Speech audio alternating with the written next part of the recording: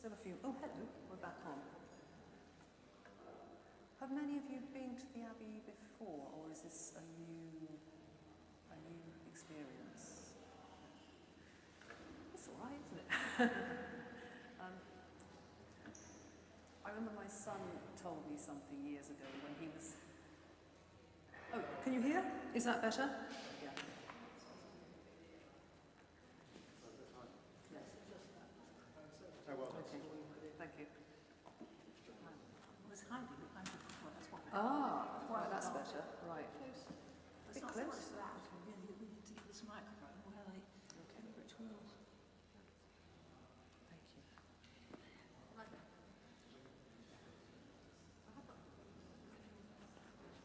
The headset's better. Oh, that's all right then. Yeah, let's be technologically different. While I'm doing this one. Try that. Yeah. Try that. Just speak. Just Don't speak. think about much. Okay. Speak as if you were talking to the photograph. Years and years ago, when my son was at reading the Guinness Book of Records as his bedtime reading, he said, "Mummy, mummy, mummy, mummy, guess what?" Yes? Malmesbury Abbey used to be the second tallest building in the world after the Great Pyramid at Giza. What? But that was when there was the tower, when the spire, yeah, which was the one that Elmer jumped off? No. Oh, you all know about Elmer the Flying Monk. Yeah. So what? This building wasn't built when Elmer made it. Okay. I've been incorrect. But, are we 2 o'clock yet? Only a minute away. Okay. Of course. Who's creeping in?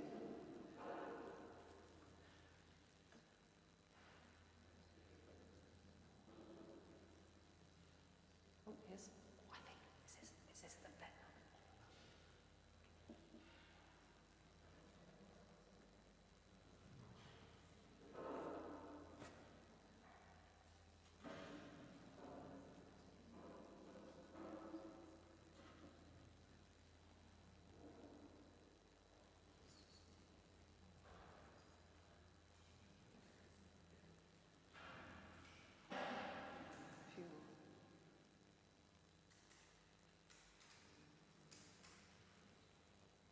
Right, I think we'll start, shall we? I was going to say,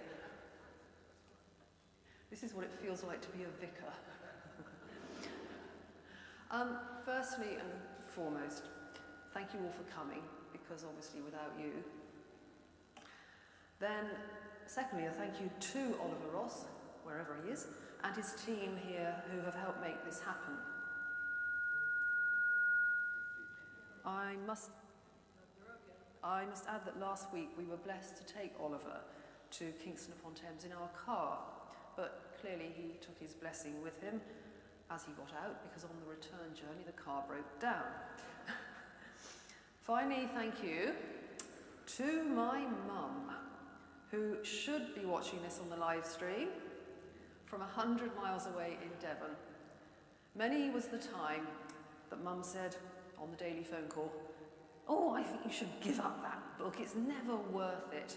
But Mum, I've never told you that every time you said it, it strengthened my resolve to prove her wrong.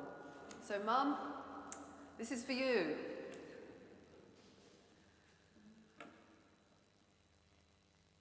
And over to Michael.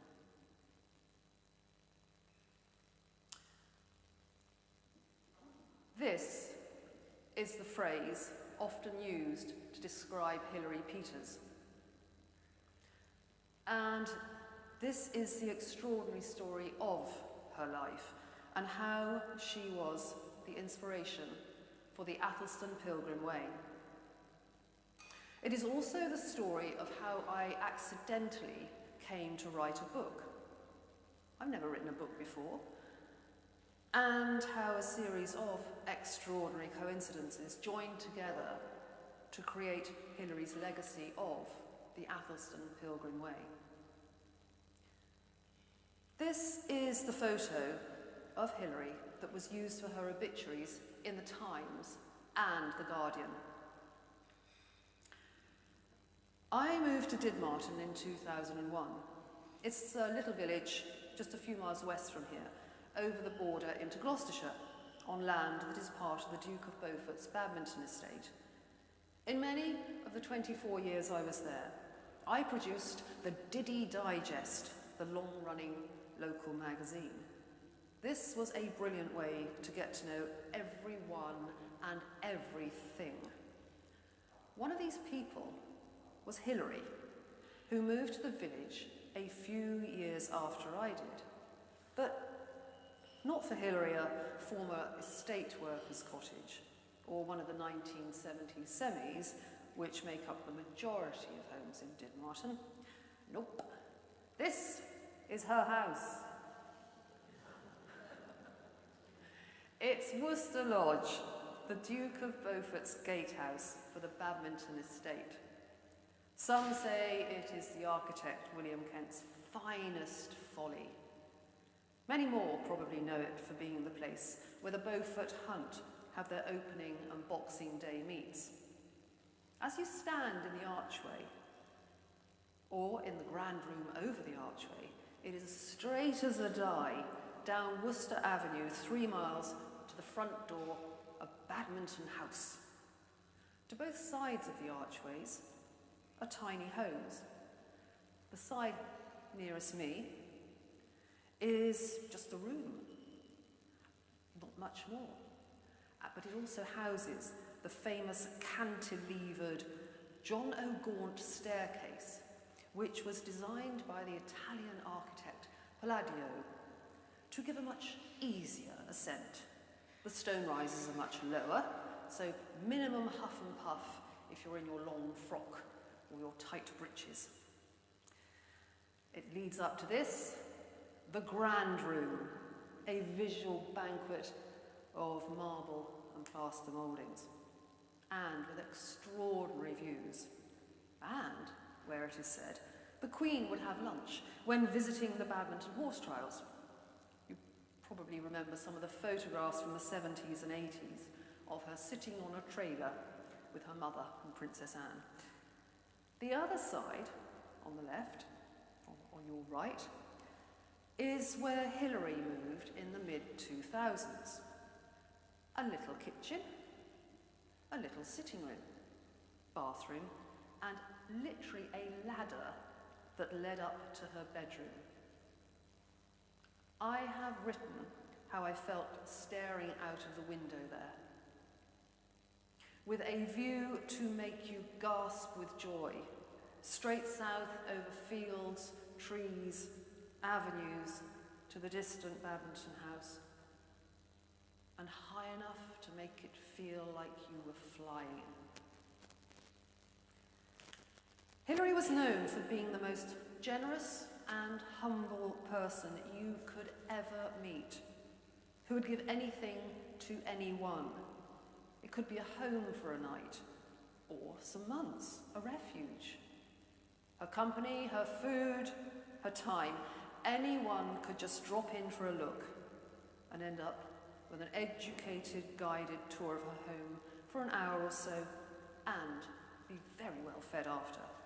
Her famous homemade scones and jam, and of course, her slow gin.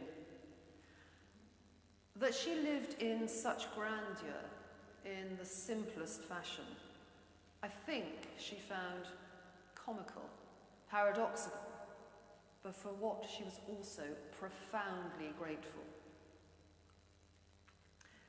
Hilary was born in 1939 in London. Her father, Augustus Peters, was a literary agent of writers including J.B. Priestley, Evelyn Waugh, Kingsley Amis, and Hilaire Belloc, who became Hilary's godfather. They were a wealthy family, in her words. I was born with a silver spoon rammed down my throat, and moved not long after Hilary's birth to a 14th century moated gatehouse, the castle-like Borstal Tower in Buckinghamshire. It's easy to assume that this home gave Hilary a love of landscape, animals, and architecture. Although her earliest memory was of cycling around London after the Blitz, of any other childhood memories, I have erased them. For me, life started at 20 and got better every year, which it is still doing. Her comments on her education, the Francis Holland Day School in London, was that it was awful. Not painful, just negative. And that the best teacher she had was her grandfather. She had her late teens and 20s during the swinging 60s, but appears to have been uninterested in the giddy music scene of the time. Hilary, music, came later. Her first job was in an Easter egg factory in Chalk Farm, London. She operated a machine that bent cardboard into an egg shape. She loved it there. Hilary then went to St Anne's College, Oxford, in the late 1950s and 60s, early 60s, to study theology. One of the newer colleges. At that time it was all girls. She describes this time as bringing the excitement of half-understood lectures. I heard she knew, or even had conversations with, C.S. Lewis and W.H. Auden. And if she did, oh, to have been a fly on the wall. For of theology, faith, belief, she was fascinated. An Anglican childhood did not restrain her broad spiritual attention and acceptance. Given a form to fill in, when the tick box asked, religion? She would simply write, yes. She studied Vipassana meditation under a Thai master and daily, I believe, for much of her life, would spend an hour each morning concentrating on the breath. Her lifelong spiritual aim was to throw off and shun the demands of the ego. That bit of us that always seems to want more, and then more. The gleaming spires of Oxford City, with its gentle meander of the Thames, gave way to a small terraced house in East London's Docklands, at Greenwich. She wrote, "Cranes creaked, barges banged together. It was beautiful and dirty and noisy and full of life." But this was in the years before this port of London started dying. At one point, it had been the busiest port in the world, with 1,500 cranes handling 60,000 ships and their cargoes every year.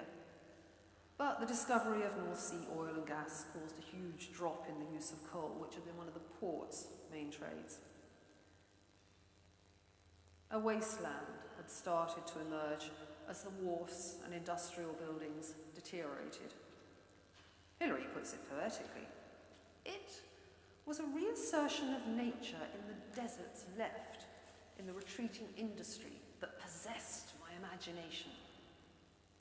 She watched as plant and then animal returned, as we see daily, yearly, in the power and determination of the natural world. She had a fascination with the intermingling of industry and water, describing watching this deterioration for 8 years, in a trance, like a cow looking over a fence. Here, she designed her own garden in the redundant wharf outside her home. Ballast Quay, which she rented from Magdalen College for £1 a year. Hilary applied for change of use, and the wharf became a tea garden run by the locals, but sadly the rent increased 100-fold. £100. It did not last long. And then I got the perfect job. A continuation of her degree, perhaps. Continuing her analysis of the creeds and ethics of not just the New Testament, but the Hebrew Bible. Perhaps she ventured into medicine, for it was she who told me that can often be the career conclusion for theology students. No. Hilary's perfect job was, in her words, planting weeds in the walls of St Catherine's Dock. It was working for civil engineering company Taylor Woodrow in their regeneration of St Catherine's Dock in East London, which also involved working with the architects of the project. Of their visions, the developers wanted suburbia. The architects wanted concrete. I wanted jungle. Her aim was to re-green the harsh post-industrial landscape. For Hilary, when a fern or a buglia takes root in a dock wall, it's an event, a gift from a different world, a symbol of a new or different life, a life below the surface where we are all connected. She also stated that gardening is playing God. Connectedness was Hilary's word for the spiritual, a concept which ran through her life. Of course, she did far more than just shove weeds in cracks. There are the lofty London plane trees still evident today, amongst what is now trendy London, home of the O2 Arena, formerly the Millennium Dome.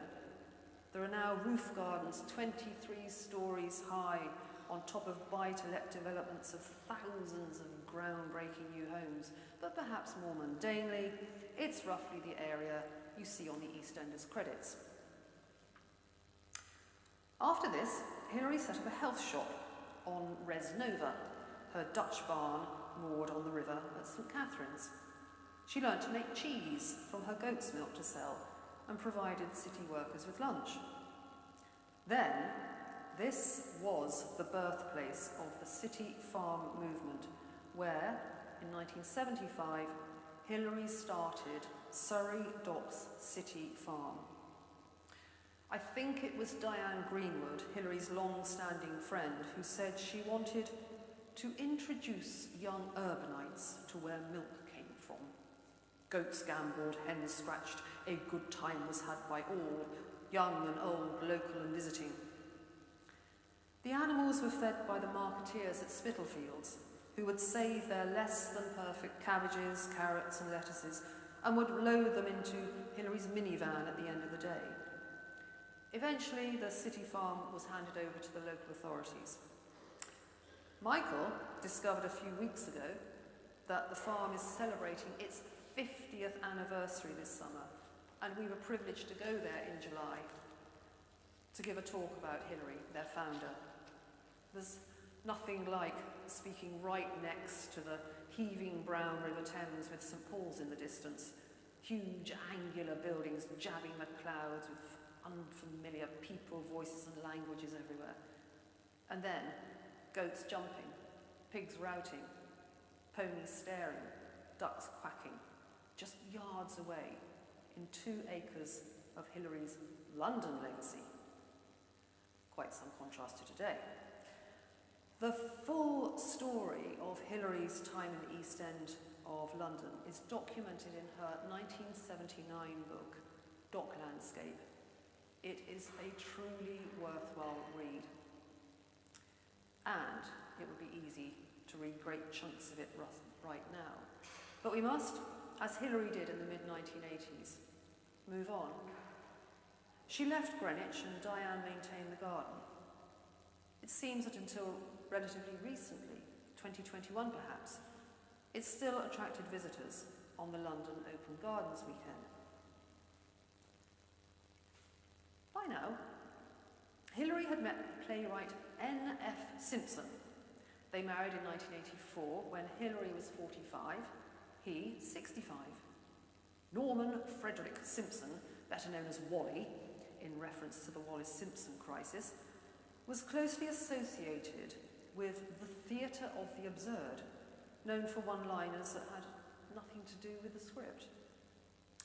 Now, this is when I have a void in the details of her life, except that her passion for boats continued into this next phase, for she and Wally journeyed the canals and waterways of the UK, especially the decaying industrial ones in the north, on a narrowboat called Warbler for 10 years.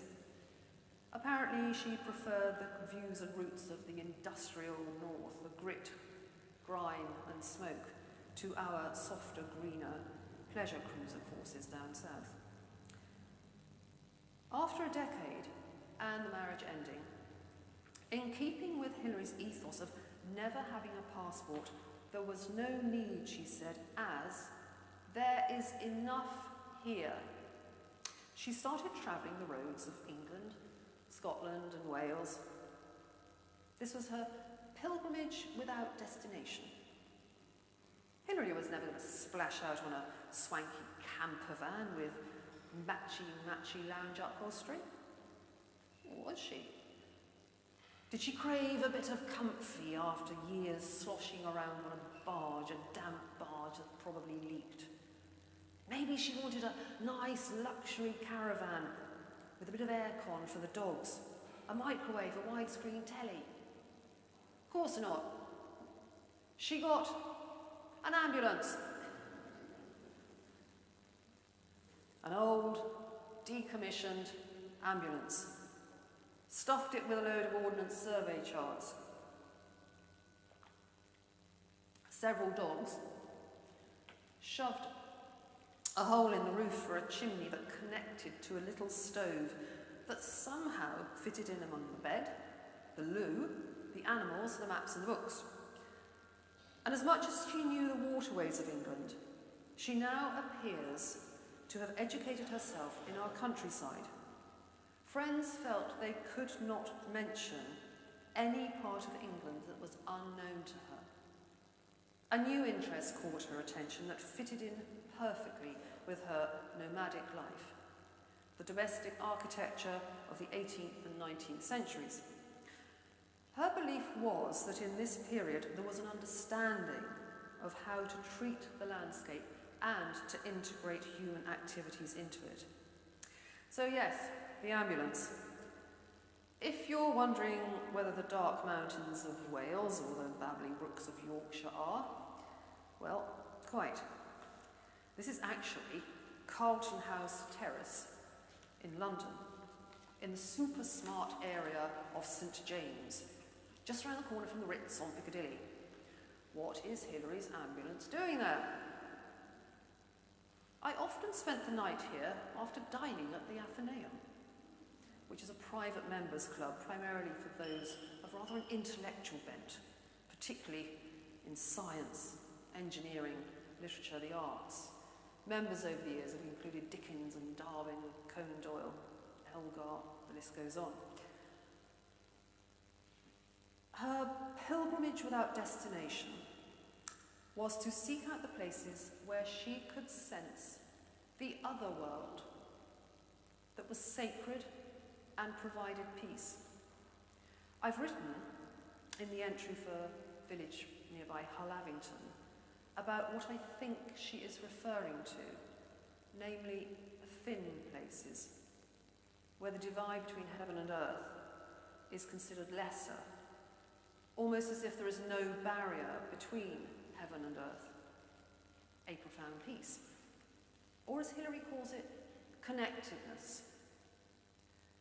And then Hilary came to Didmarton, becoming custodian, caretaker, and in her words, part-time hermit at Worcester Lodge. Just a quick aside about Worcester Lodge. Smart Victorian parties, society parties, were held on the lawns at the lodge. A guests included W.G. Grace, who, if bold a ball, that way, could knock it over the dome, sprint through, and he was a man of some substance, along with his beard, and he would catch it on the other side. Just a few, some locals have said they've done it. I'm not so sure. It's massive, that building. But yes, back to Worcester Lodge. The late Duke of Beaufort, the 11th, let her live there free, for in his words, she was the right person. Of him, the Duke, she said, he was kind. That is what we remember about him. His kindness extended to everyone on the estate. He would look out of the grand room at Worcester Lodge and say, "Oh, look, there are people enjoying themselves in the avenue." She wrote that being a duke in the 20th century was not easy. The 21st doesn't seem to be developing any more understanding. But it is kindness that keeps the system going, and that applies to any other system too. He spent a lot of time and a great deal of his money getting the estate into good order. Visually, he had perfect pitch. He saw the whole landscape as well as the detail. If I heard a chainsaw on a Saturday morning, it was the Duke perfecting the detail. When he was in control, there were no notices on the estate telling people not to do things. You had to work it out for yourself. Interestingly, this last sentence is also what she said in an interview when asked if she had any advice for young people today. Work it out for yourselves. As a part-time hermit, she wrote, just a few weeks before she died, I am lucky to be here, and I get a fair amount of solitude, not as much as I would wish for, but that's my fault for calling myself a hermit. It is an attraction. Perhaps if I told people I was lonely, they'd all go away. This picture of a hermit I used to accompany Hilary's interview in the Village magazine. Of him, she either said, doesn't he look funny, or isn't he smart? And enjoyably, I think it was the latter. As I've already mentioned, those of us who knew her received the warmest of welcomes, anytime. However, one staying guest was told there would be no hot food during their stay. When the guest asked why, well, a family of mice have moved into the oven. They've made quite a home there. The guest suggested this shouldn't be permanent, and that at some point she might like to eat something warming without the company of a frazzled mouse. Thus, the rest of our time together on that visit entailed repurposing some old furniture into a mice mansion and encouraging the mouse family to move there. Worcester Lodge had become popular with film crews. Another of her friends commented that, learning tact in her later years, she never said what she felt about them. Her love of all things living extended to all animals. She thought goats the most evocative. You only have to see a goat to know that our attempts at civilization are a thin veneer. Beneath the layers, we are all connected. I've written about her mechanic, Chris, coming over to Worcester Lodge and meeting Zeno, Hilary's pet fox. She would play tug with her scarf with him, even while still wearing it. Cats and dogs were always ever present. This is her cat, Kerry, and of this she wrote, look at her tail. She makes a noise like rusty machinery when he's around. Chris has a few good quotes from Hilary that are in the book. One is her view of hunting. Hilary had great sympathy for those who'd fallen foul of the law and joined Newbridge, a charity befriending people in prison. She was also on the committee of Positive Justice Gloucestershire, which tried to combat public attitudes to the criminal justice system. Her friend Mary Brown says, she wrote a chapter in the book, Life Beyond Crime. What do those at risk of offending, prisoners and ex-offenders need to learn? It's the shortest chapter in the book, less than a page, and yet in a way it sums up the whole book. The chapter is called Connecting is Key, and what is needed, she said, is for the offender to meet someone who accepts them unconditionally. It could be a person, an animal, a religion. But they, the prisoner, is given a different view of themselves. And then suddenly they feel worthwhile. Then it is worth the effort to change. As a prison visitor and letter writer, Hilary stated she got more from the prisoners than she was ever able to offer them. As the Badminton Benefice rector, Reverend Richard Thompson, wrote after her death, she hated the sin but not the sinner. And she was always ready to trust. Her artistic talents. She painted delicate filigree flowers and plants, meant that her letters and cards were often decorated, like this windflower or this. As well as being extremely and widely read in theology, philosophy, architecture, and all the Terry Pratchetts, she became passionately interested in Gregorian chant and started attending recitals and workshops, took to reciting them daily, and then hosting chant workshops at Worcester Lodge. For several years, she contributed to and edited Follies magazine, and was fascinated by the question, what is a folly? to her, follies reveal a way into another world, a world called folly by those who don't see it. Her close friend, though, the Cirencester sculptor Rory Young, thought a folly was... A folly is an unnecessity. Opposing views, but Hilary wrote to Rory, I agree we have much to share. She mentioned to Rory about creating a pyramid garden at Worcester Lodge, but straight away added, I have no money. I live on a state pension from choice, so I'm not commissioning you. On the other hand, I always find money turns up when you need it. Their friendship lasted for the final years of both. A naturally curious person, in keeping with her park anywhere attitude as seen in London, she gained a reputation of obtaining entry to any building or folly which caught her attention, no matter how many private notices stood in the way. The tale is told of her wandering the grounds around Syston Court, a private home near Bristol, when this trespasser was confronted by an irate person of the estate. She simply returned the invitation of curiosity. Well, would you like to come and visit my home? Her rich life went on longer than she preferred. She mentioned about dying on her 80th birthday because, well, that's enough. She wrote early in 2022, here all goes well. I never expected to reach this age, but I'm loving it.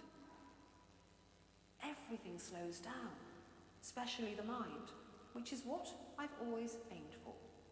Now it just slows down naturally. Then she suddenly died. She had been attending a service at one of her favourite churches, Dauncey. Afterwards, over coffee with her friends there, a jolly discussion, argument, commenced. Hilary, the foreigner in the congregation, stated that this tomb of Henry, Earl of Danby, was the most important item in the church. Danby had provided Oxford with its botanical gardens and the North Chapel in Dauncey Church, where his tomb is situated. The lettering in the marble is exquisite. But no, the locals declared, how can this be more important when we have what some say is the best example in our whole country right here of a doom board? Who was more correct? As far as I understand, as this light-hearted difference of opinion continued, Danby tomb, board of doom, Hilary doubled over on the table. An assumption that she cracked up laughing was sadly completely wrong. She collapsed and died, all of a sudden, surrounded by friends, in one of her favourite places. I attended her memorial service in Badminton House, a calm and contemplative meeting of many of Hilary's friends from all walks of life. Afterwards, it was tea and scones, always scones with Hilary, and general chat. I didn't know many of these people, but there was a lady sitting over there, a lady who also looked like she didn't really know anyone. I thought I'd go and talk with her. This lady was Catherine Price, a friend of Hilary's who worked at Malmesbury Abbey. And I, like any failed writer who'd never achieved anything beyond the Diddy Digest, keenly said, "Ooh, if there's ever anything I can write for Malmesbury Abbey, yes please, I'd love to." We chatted a while and I forced my email address onto her and thought nothing much of it. A couple of weeks later, Catherine got in touch. It seemed that in the last few years of her life, Hilary had been on a church crawl with her good friends, including Rory Young, around the 30 or so churches of the North Wiltshire Deanery, part of this Bristol diocese. Hilary had been chatting with Catherine on the sofa over there about creating a pilgrim way, and Hilary had made notes about each of the churches. Catherine had these notes, jottings, about each. Some pieces were just a sentence or two, some a little longer. They are Hilary's voice, a declaration of her thoughts and feelings about either the architecture or a feature or a bit of history. Nothing very long though. Catherine said they did not know what to do with them, and on looking at them I didn't either. There was nothing to connect each piece, except the inimitable sound and sense of Hilary. But there was everything in my powerful inner decision that yelled, yes! I hadn't a clue what I would do, just that I would do it, whatever it was. So, I started visiting these churches, one group at a time, 2 services each Sunday, more if possible. From the smallest, anyone know? Smallest church in England, they say, 10 feet by 12 feet. It's Bremelham, which, we'll come to Bremelham in a minute actually, to the largest, to the curious. Now something's missing there. Yep, something's missing, it's 3/4 of the church. There it is. They actually moved it. Of course it's in the book. From the little, very rude lady in Oaksey, to the long, extensive piece of Chippenham's history, the Maudheath Causeway. That causeway which leads to the chapel at the end, and there's a statue of Maudheath up on the hill. I went to morning prayer, matins, evensong, spoke to people, listened to sermons, sang hymns, looked into vestries, wandered around graveyards, read books, typed, wrote, took photos, typed, rewrote, deleted, and wrote. Because as I was starting the first entry, and it seemed fitting that it should be Dauncey, I realised that Hilary was too extraordinary to be kept to just a few lines about each church. And then the words sort of tumbled out. And somehow, aspects of her life seemed so appropriate to aspects that cropped up in my visits. Her generosity married in with that of Maudheath for the Kelloways entry. Her appreciation of architecture and beauty, that worked from Garsden. And as a hermit, well, that was resolved by the hermit of Stanton St. Quintin, Liz. Often I would come away from a church absolutely baffled as to what and how I could extend her writings. Hankerton was a notable one. But then a curiously odd conversation I overheard sorted that one out. Now, each of the churches, including here, the Abbey, has 1,000 or so words about it, commencing with what Hilary made of it. The area covered is this.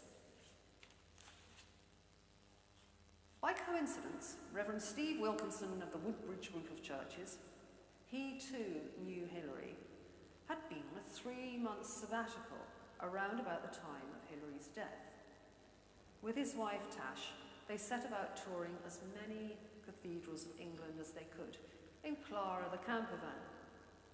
On his return, Steve didn't want his road trip to be Well, that's that then.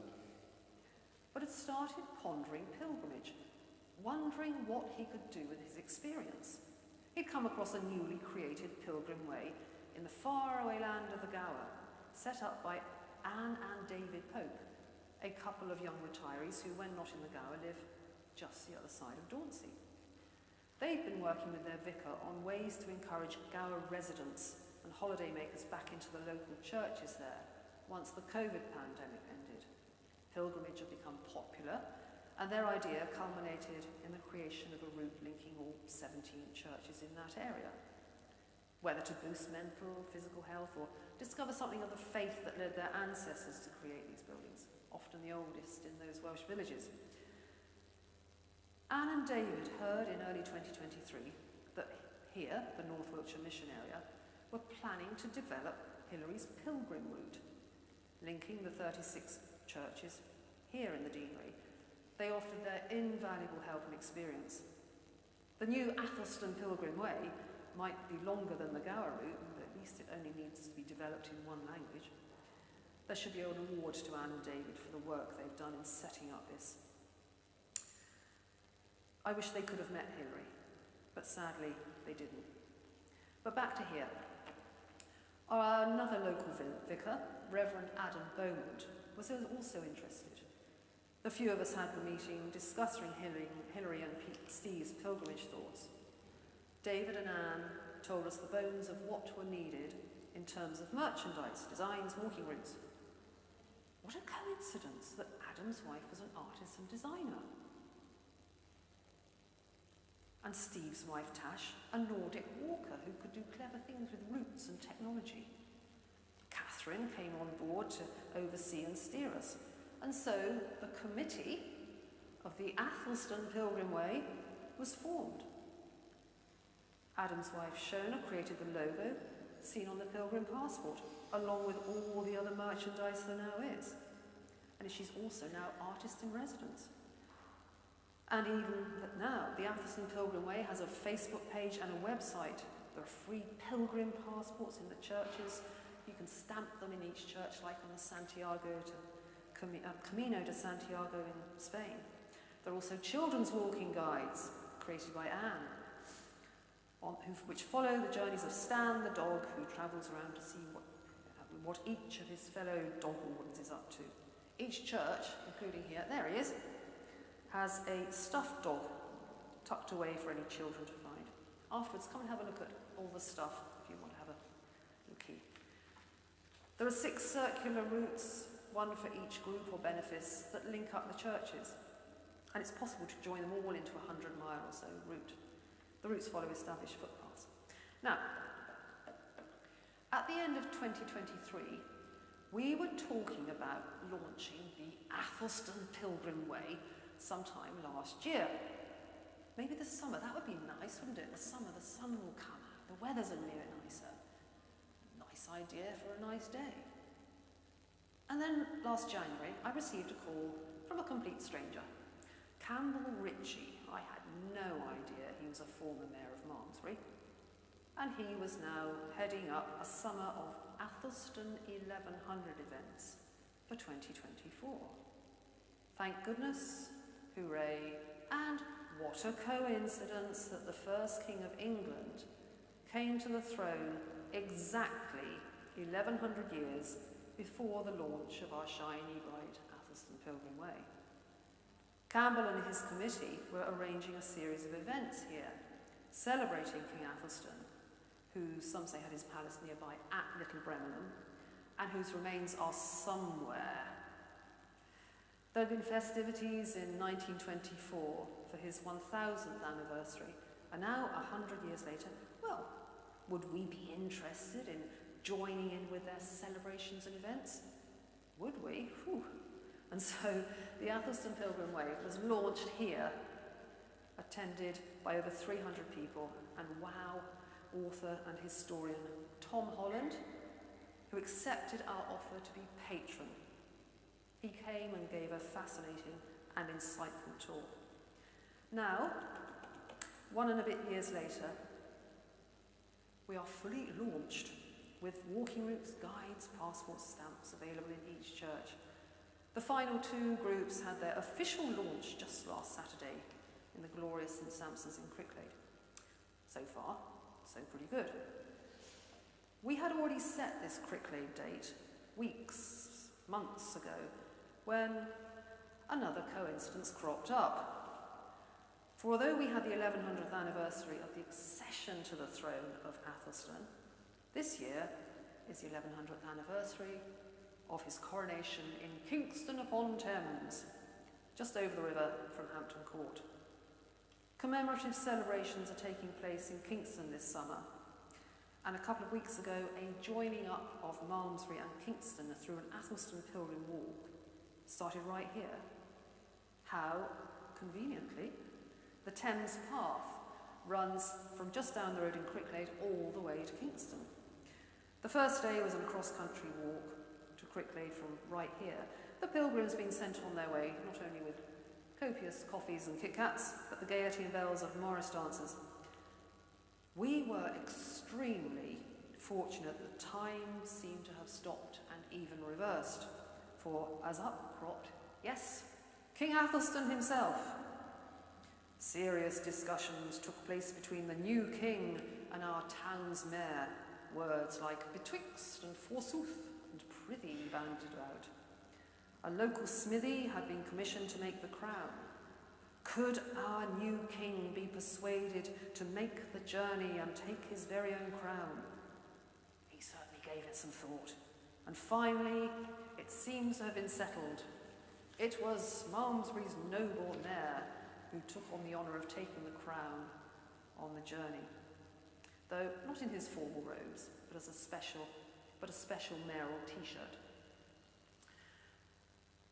The king, as kings do, had a lot going on at the time, so we set up a briefer 2-day cycling pilgrimage for him and his busy schedule. The pilgrims, meantime, were having a rare old time. Who needs a crown when you can get an Athelstan 1100 badge?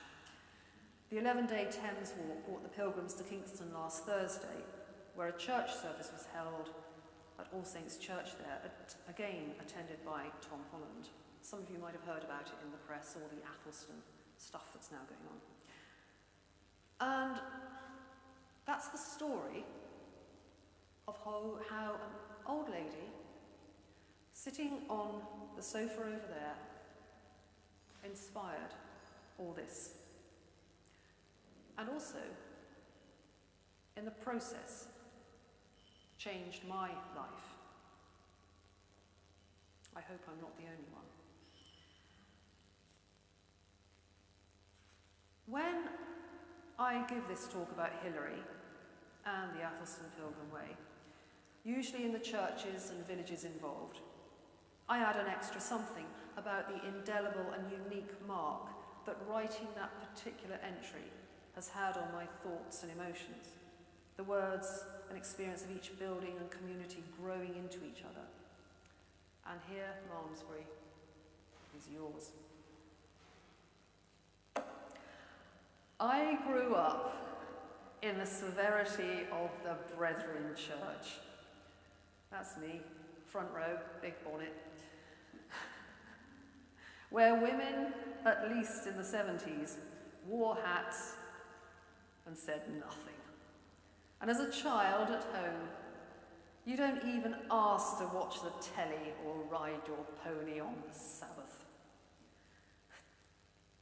Although I left that behind nearly 4 decades ago, it left its remnants of do not and don't ask. One of these things I didn't like to inquire about was the Church of England, assuming that they weren't proper, just part-time, Sunday-only boys and girls who needed robes to get the message across and did things just for show. But the way of my life meant that I did start visiting C of E village churches in my 30s. I was needing a big something, and it gave the dog walk a focus and an interest. I wouldn't have acknowledged it back then, but I was on a pilgrimage for some peace. a mote of happiness, something to calm the mad void in my mind. This grew in quiet urgency, and my habit soon became weekly, for services now, still with a dog, of course. But there was a niggling "do not" from my childhood that I wasn't, shouldn't, couldn't pay a visit to the bigger boys, the cathedrals, the minsters, the abbeys. Maybe it was because they had an historical link to monks and nuns. Going that way, was, so I've been told, absolutely the worst thing, along with all the other religions too. I also believed, though, that I wouldn't understand them to be able to comprehend their glory. And so even though I had lived pretty much down the road from Malmesbury Abbey for 20 years, I had never been in. I've been past hundreds of times, though. We've heard that when people met our late Queen, they were struck by how small she was, but also how communicable she was to you, how you felt you, in those few seconds with her, mattered to her. And entering this abbey for the first time, not that long ago, that same first strike of an experience, not how small it was, that would be crazy under this great roof, but how communicable it was for me and for the tens of thousands who have been here before. Within a few seconds, it is all for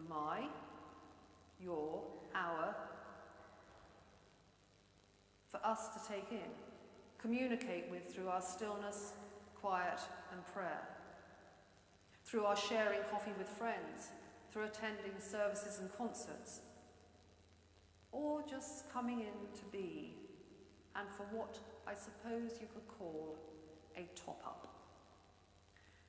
It was with here in mind that I wrote the Pilgrim Prayer, imagining approaching from the West End, walking below its heights, with a hurt heart and soul, but knowing I was just a few footsteps from being within these walls. This place feels like you matter, even in your smallness, that it is good you have come here. It is not a hard void, but a welcome relief. For me now, although the awe has diminished a little, I still find myself held back sometimes when approaching. I want to take in its almost impossible to comprehend, simple magnificence, and not let it become too normal. The late Queen is said to have said, "I have to be seen to be believed."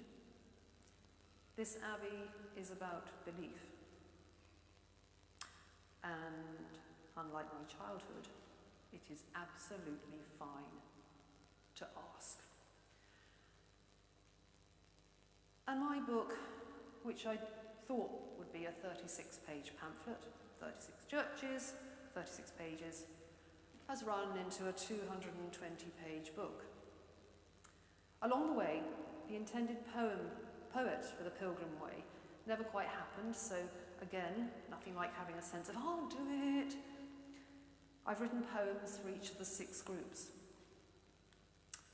Then, the Reverend Oliver Ross of Malmesbury Abbey called me to his office, wondering. So, what's all this book business about? He mused to have... A pilgrim prayer would be a good thing. And somehow, sitting there, terrified, those words just fell out then and there, and I scrawled them on his business card as no other scrap of paper was to hand. I bring my thoughts and footsteps here.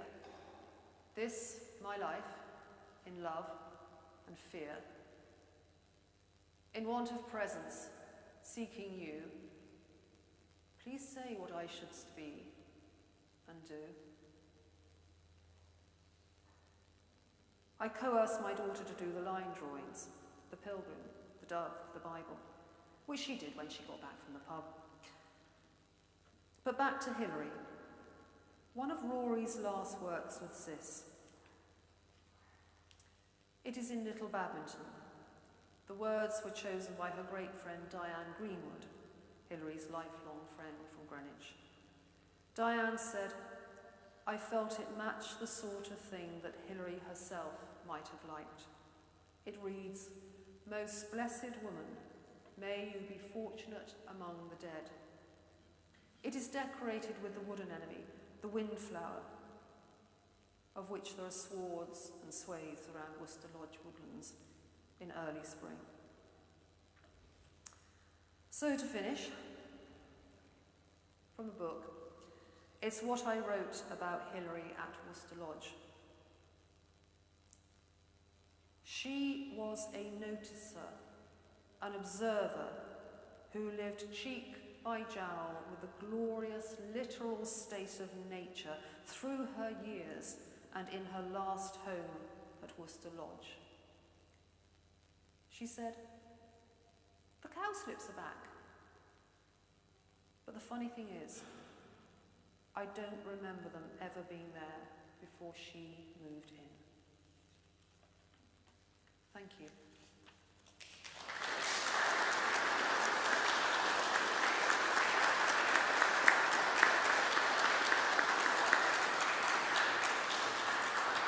Hi, Mum. Who asked Mum if that was all right? Yes, thank you. If anyone's got any memories of Hilary, one or two of you might have met her from being on that sofa. Or if you've got any questions, do feel free. And obviously come and have a look at things. Have a look at the book, have a look and come and talk to Michael about what it's like being the Duke of Beaufort even. Are you signing this? Yes, oh yes, yes. I'll sign anything, I'll draw a picture. Yes, of course I will. Very, very happy to. Very, very happy to. I should add, obviously, this is all for free, but if there's a basket back there, if you want to do any donations for the Abbey, they quite like a new roof. So if you do feel like throwing in a roof tile or something, yeah. But no, thank you all very much for coming, because quite frankly, you didn't have to, but you did, and that's brilliant, and thank you. Any questions? Oh, yeah, that's for me, the delivery. No, it's not. No, sorry. Sign for it. Oh, right, okay, but I better take my thing off, otherwise everyone will hear me.